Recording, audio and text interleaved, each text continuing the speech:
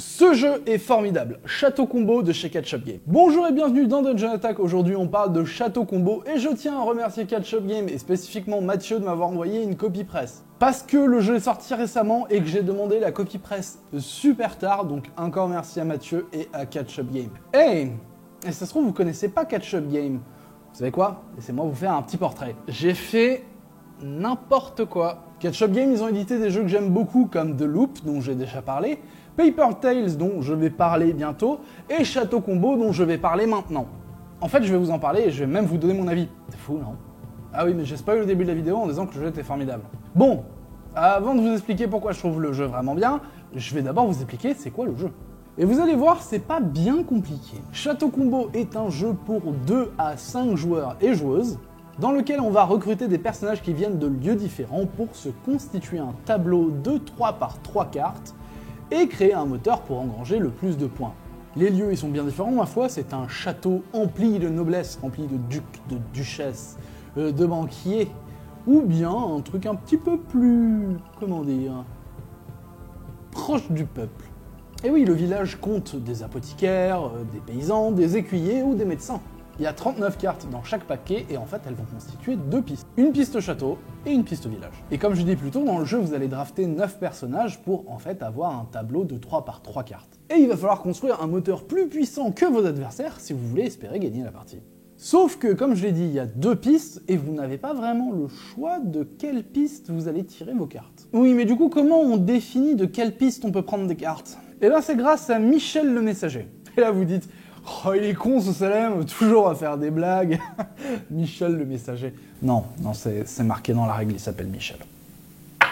Bref, Michel, en fait, il va se placer au niveau d'une des 2 pistes, que ce soit le village ou le château. Et en fait, c'est lui qui va vous indiquer de quelle piste vous pouvez drafter des cartes. Par exemple, si c'est situé au village, vous pourrez prendre des cartes du village. Mais Michel, il se déplace. En effet, quand une carte possède le symbole messager et qu'on drafte la carte, eh ben on déplace le messager. Où bon sang les cartes? Bon, c'est plutôt important, vous savez quoi, on va en disséquer une.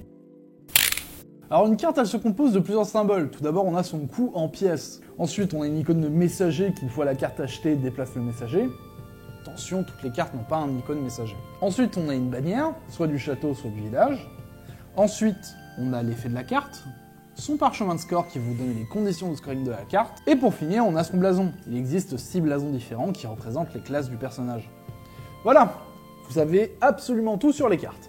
Au début de la partie, en plus de vous donner 15 pièces pour pouvoir acheter les cartes, on va vous donner aussi 2 clés. Et les clés c'est utile, et d'ailleurs c'est la première phase d'un tour de jeu. Vous pouvez, si vous le décidez, utiliser une clé pour différents effets.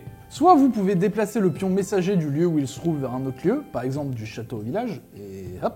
Vous pouvez aussi utiliser une clé pour défausser les 3 cartes de la piste où se trouve le messager et en rajouter 3 nouvelles. C'est pratique si absolument rien vous fait envie. Voilà pour les clés. La deuxième phase d'un tour, c'est d'acheter une carte. C'est plutôt important. En fait, c'est tellement important que c'est obligatoire. En fait, vous devez acheter l'une des 3 cartes où se trouve le messager. Coucou toi. Ça, c'est mon messager à moi. Elle s'appelle Indiana. C'est une petite dame et elle est toute mignonne. T'es toute mignonne? Oh, tu me niaques le doigt, hein.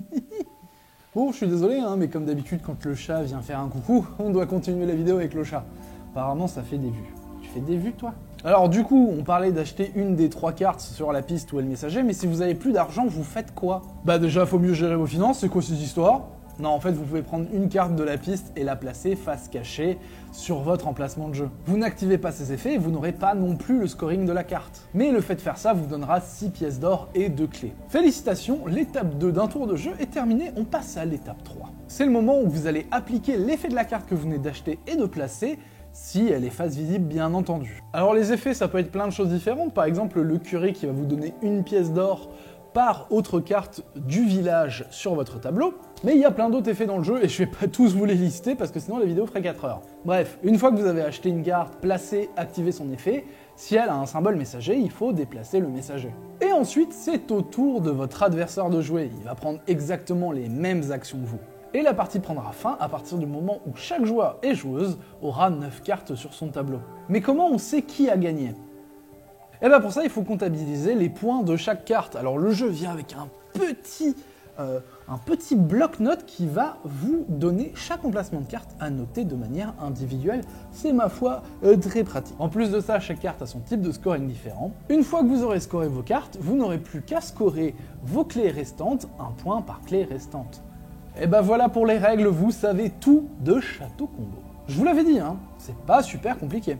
Mais alors, c'est quoi mon avis sur le jeu? Eh ben je l'aime beaucoup, et pour une raison plutôt simple, c'est que je trouve que c'est un excellent jeu passerelle.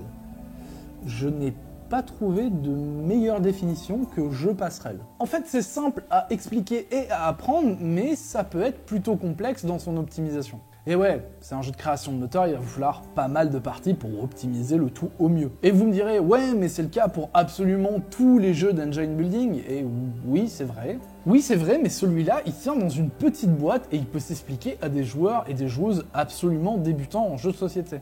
En plus de ça, il a un design qui peut plaire à plein de monde. Il y a pas mal de rejouabilité aussi, vu que toutes les cartes sont uniques. Et comme j'ai dit plus tôt, à part l'optimisation, le jeu est plutôt simple. On achète une carte, on la place dans notre tableau et on active son effet. Mais c'est dans le placement des cartes et dans les conditions de scoring que le jeu devient réellement intéressant. Et franchement, dans les jeux qui peuvent attirer les joueurs et les joueuses vers des jeux un tout petit peu plus complexes, mais qui restent dans un enrobage très simple, en ce moment je trouve que Catch Up Game ont sorti 2 jeux excellents à la suite, à savoir Château Combo et Faraway, et bon sang, faut vraiment que j'achète Faraway pour vous en parler. Bref, j'aime la proposition de gameplay et son exécution, j'aime aussi les visuels, ils sont fun et colorés et correspondent vraiment bien à leur univers. Par contre, il y a beaucoup d'iconographie, donc si vous jouez avec des joueurs et des joueuses un petit peu plus débutants, il faudra peut-être un petit peu les tenir par la main pour que la partie ne devienne pas désagréable pour eux. Mais du coup, moi, est-ce que je recommande Château Combo? Alors oui, absolument, c'est un jeu qui propose quelque chose de très simple, mais qui est très bien fait. En conclusion, pour moi, Château Combo, c'est un jeu qui peut amener des joueurs et des joueuses plus débutants vers des mécaniques de jeu un petit peu plus complexes, sans que ce soit trop prise de tête. Ou ça peut convenir à celles et ceux qui cherchent un jeu de construction de moteur très court, dans une petite boîte, mais qui reste quand même pas mal tactique. En ce qui me concerne, je vous remercie fortement d'avoir regardé la vidéo. Je remercie encore Catch Up Game et Mathieu pour la copie presse, ça me fait très plaisir de parler de vos jeux comme d'habitude. Si vous voulez jouer avec nous à Tabletop Simulator, n'hésitez pas à rejoindre le Discord, on organise des sessions toutes les semaines. Si vous voulez me soutenir dans des projets un petit peu fous que j'ai pour la chaîne, il y a la page Ko-fi en description. Allez, je vous fais des bisous, prenez soin de vous, à une prochaine, ciao.